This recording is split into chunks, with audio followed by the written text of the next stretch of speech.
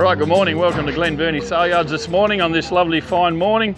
We've got some good quality bullocks this morning, starting on these no brand bullocks here. The Tulloch Group Partnership bullocks. They've made $2.88 and they're really heavy, those bullocks. It's the red steer over there, fattened by Peter and Lynn Colley for the South Gambier Football Club, and that's made $2.78 for that big Simi cross fella. It's a top quality pen of bullocks here, account the Tulloch Group Partnership. There's 19 in the pen and beautifully finished. They've made $2.90 a kilo and they've gone off to JBS Swift. Just appreciate the quality of these red Angus steers, the cooler station steers.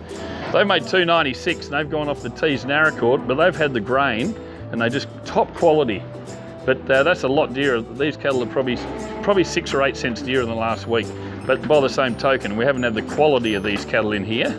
And I'm expecting these sort of cattle to get dearer in the short term.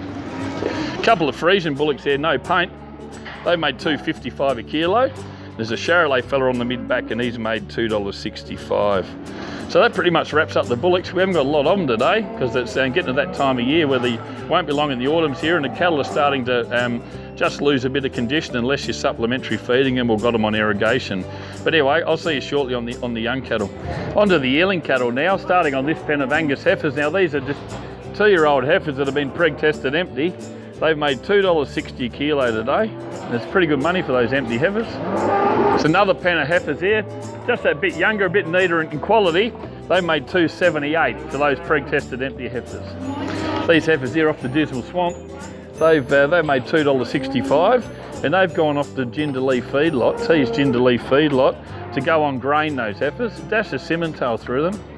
Here's another pen of Angus heifers off Dismal Swamp. They've made $2.75. And they've sold pretty well for the quality and shape of them. No brand heifers in here. They made $2.68 a kilo today. They've gone off the Tees Narracourt. These two big heifers, no paint, they made $2.82. They're the Barnes family. They made $2.82 gone the Tees Narracourt. And that limo heifer there on the mid back, the beautiful shape and quality of that limo heifer, she made $3 and she's gone to Colonial number 3 in Melbourne. Have a look at these feeder steers here, pen of Angus steers, and they've made $2.92 and they've gone off to the Kidman feedlot at Cavan in Adelaide. So we've got a few more other steers down the run, a few more plainer condition steers, but these feeder steers are dearer, and also the fat cattle are definitely dearer this week, a few cents, maybe 6 or 8 cents dearer on the good quality ones. And today's only 1,400 cattle here, which is hardly any cattle really. I mean, we've been yarding 2.5 to 3,000, so to only have 1,400 is a fair drop off on numbers. It's going to get pretty hard to source any quality in the coming weeks. And good cattle, the people who have fed them or put them on the irrigation or put them on a bit of grain, they're going to get rewarded pretty well, I think. But anyway, that's a recap on the young cattle. I'll see you on the cows. On to the cows now. These clean cows here, the no paint cows, they made $2.56 a kilo. That heiferette sort of younger cows. The loiners in there, they made $2.31.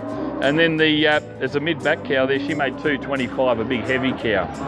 This pen of cows here, they made $2.25.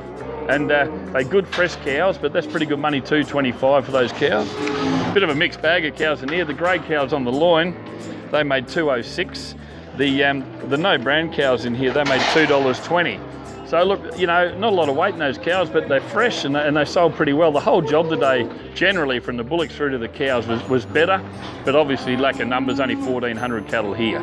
I think, as I said earlier, numbers are going to get hard to secure over the next few weeks. And I think processors will probably start looking at their kills, and they'll start looking about maybe dropping days off. So I think if you've got cattle that are good, and with how dry it is now, it'd be a good time to market them. So catch up with one of our agents and we'll come and have a look at them. Thank you very much. Have a good day.